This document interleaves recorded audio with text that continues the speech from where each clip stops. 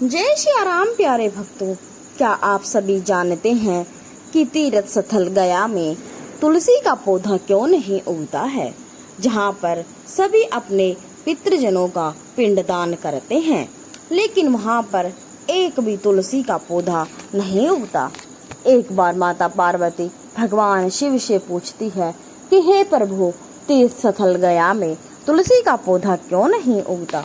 तब भगवान शिव बताते हैं कि मैं तुम्हें इस कथा के माध्यम से इसका राज बताता हूँ, जो सभी के लिए जानना बहुत आवश्यक है। फिर भगवान शिव बताते हैं कि हे देवी पार्वती, आखिर बिहार में गया में क्यों नहीं उगता है तुलसी का एक भी पौधा।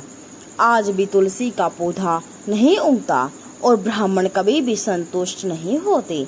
इसकी कथा अत्यंत ही कल्याणकारी है।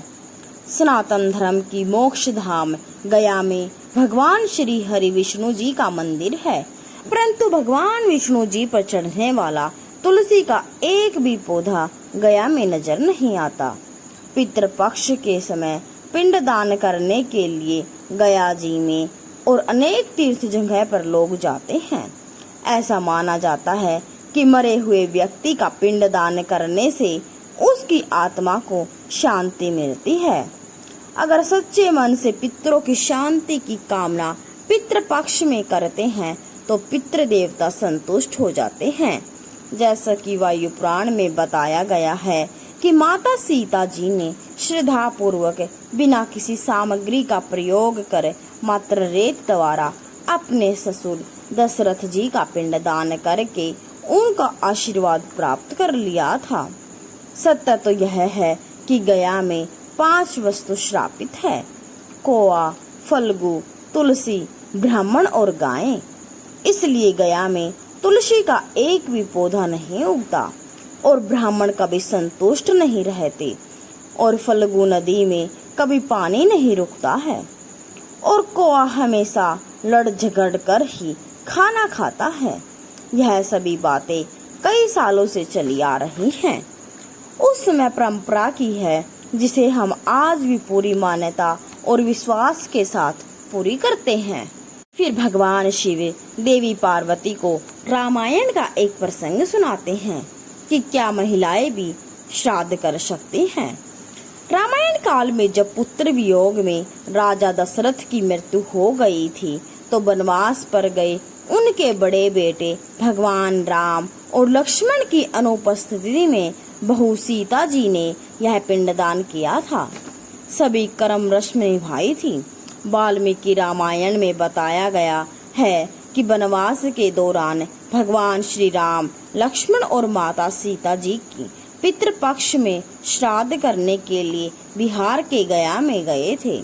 तो गया में ब्राह्मण ने भगवान श्री राम और लक्ष्मण को श्राद्ध कर्म करने के लिए आवश्यक सामग्री की व्यवस्था करने के लिए कहा और भगवान श्री राम और लक्ष्मण ने सामान लाने के लिए गांव की ओर चले गए थे।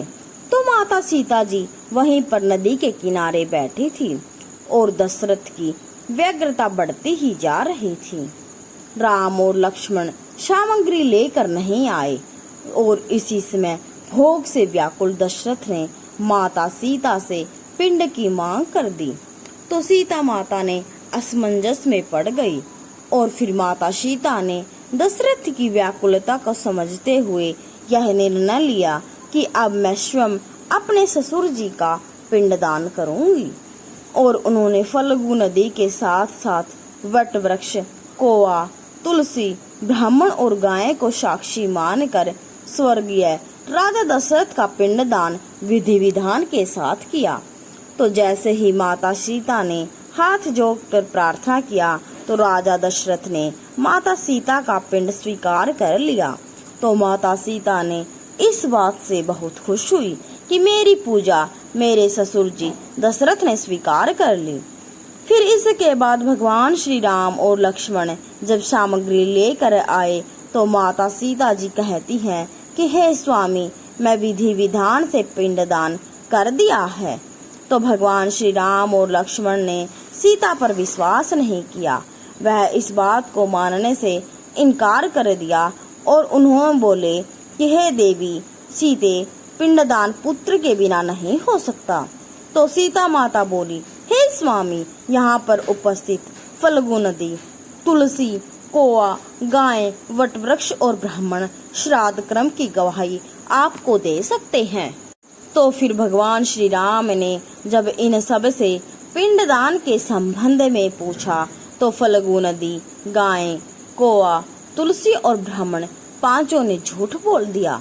सबने एक स्वर में गवाही दी कि हे प्रभु, सीता माता ने कोई पिंडदान नहीं किया, परंतु वहां पर वटवृक्ष ने सत्य का साथ दिया। उसने भगवान श्री राम से बोला, हे प्रभु, माता सीता ने सबको साक्षी मानकर विधि पूर्वक राजा दशरथ का पिंडदान कर दिया है। तो अपने साक्षियों को झूठ बोलने पर माता सीता ने गुस्सा होकर उनको आजीवन श्राप दे दिया। सबसे पहले माता सीता ने फल्गु नदी को श्राप दिया कि हे फल्गु नदी, तुम सिर्फ नाम की ही नदी रहोगी, तुझ में पानी नहीं रहेगा। इसलिए फल्गु नदी में आज भी पानी नहीं है। गया में यह नदी सूखी पड़ी हुई है। इसके बाद माता सीता ने गाय को श्राप दिया, हे गाय, तुम पूजनीय होकर भी दर दर की ठोकर खाएंगी। लोग तुम्हारी पूजा करेंगे, लेकिन खाने के लिए तुम्हें दर दर भटकना पड़ेगा। इसलिए आज भी हिंदू धर्म में गाय के सिर्फ पिछले हिस्से की पूजा होती है। इसके बाद माता सीता ने ब्राह्मण को श्राप दिया कि हे ब्राह्मण, तुम कभी भी संतुष्ट नहीं रहोगे। तुम्हें कितना भी धन मिल जाए, तुम्हारी गरीबी हमेशा बनी रहेगी। इसलिए ब्राह्मण को जितना भी दान दक्षिणा मिलता है, उसके बाद भी ब्राह्मण संतुष्ट नहीं होते। इसलिए समाज में ब्राह्मण को अछूत ब्राह्मण का दर्जा मिला हुआ है। इसके बाद माता सीता ने तुलसी को श्राप दिया कि हे तुलसी, तुम कभी भी गया की मिट्टी में नहीं उगोगी। और यह सत्य है कि आज तक गया की मिट्टी में तुलसी नहीं उगी। इसके बाद माता सीता ने कौओं को श्राप दिया कि हे कौआ, आज से तुम हमेशा लड़ झगड़ कर ही खाना खाओगे।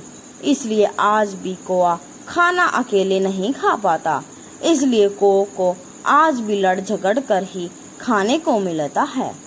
फिर सीता माता ने गया में इन पांचों को, कौआ, गाय, ब्राह्मण, तुलसी और फल्गु नदी को श्राप दे दिया और सत्य बोलने वाले वट वृक्ष को आशीर्वाद दिया कि हे वट वृक्ष, तुमको लंबी आयु प्राप्त होगी और तुम दूसरों को छाया प्रदान करोगे और पतिव्रता स्त्री तुम्हारे स्मरण करके अपने पति की दीर्घ आयु की कामना करेंगी और तुम्हारी पूजा करेंगी। मार्कंडेय पुराण में बताया गया है कि अगर किसी का पुत्र नहीं है तो पत्नी ही बिना मंत्रों के श्राद्ध कर्म कर सकती है। ग्रंथों में कहा गया है कि परिवार की महिलाएं भी श्राद्ध कर्म कर सकती हैं।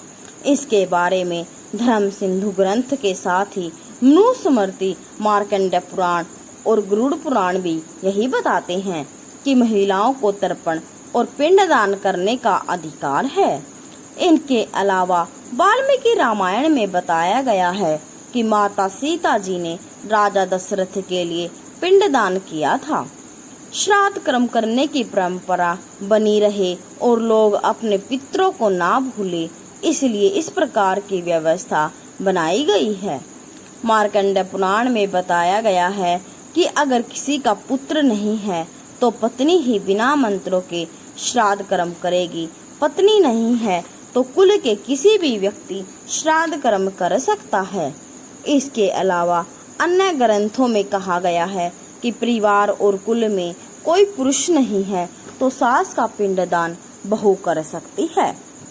गरुड़ पुराण में कहा गया है कि अगर घर में कोई बुजुर्ग महिला है तो युवा महिला से पहले श्राद्ध कर्म करने का अधिकार उसी का होगा।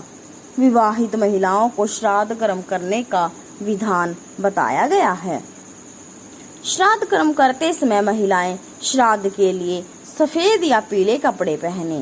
केवल विवाहित महिलाओं को ही श्राद्ध कर्म करने का अधिकार होता है। श्राद्ध कर्म करते वक्त महिलाओं को कुश और जल के साथ तर्पण नहीं करना चाहिए और काले तिल से भी तर्पण नहीं करना चाहिए।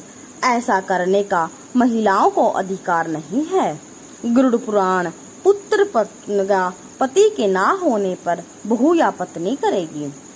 श्राद्ध कर्म कौन कर सकता है, इसके बारे में गरुड़ पुराण के 11वें अध्याय में विस्तार से समझाया गया है कि ज्येष्ठ पुत्र या कनिष्ठ पुत्र के अभाव में बहू पत्नी को श्राद्ध करने का अधिकार है।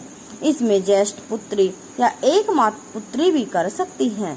अगर पत्नी भी जीवित नहीं है तो सगा भाई या भतीजा, भांजा, नाती, पोता भी श्राद्ध कर सकता है। इन सब के अभाव में शिष्य, मित्र, कोई भी रिश्तेदार या कुल पुरोहित मृतक का श्राद्ध कर सकता है। भगवान शिव माता पार्वती से कहते हैं कि इस प्रकार परिवार के पुरुष सदस्य के ना होने पर कोई भी महिला सदस्य व्रत लेकर पितरों को श्राद्ध कर्म तप कर सकती है। इस प्रकार भगवान शिव ने समस्त मनुष्य के दुविधा को दूर करते हुए माता पार्वती के माध्यम से समस्त मनुष्य जाति के कल्याण हेतु यह ज्ञान प्रदान किया। तो दोस्तों, आशा करते हैं कि आपको भी ये बातें समझ आई होंगी और आपकी भी समस्या दूर हुई होंगी। तो दोस्तों, वीडियो कैसी लगी कमेंट बॉक्स में जरूर बताएं और वीडियो को लाइक और चैनल को सब्सक्राइब जरूर करें। जय श्री राम, जय श्री कृष्ण।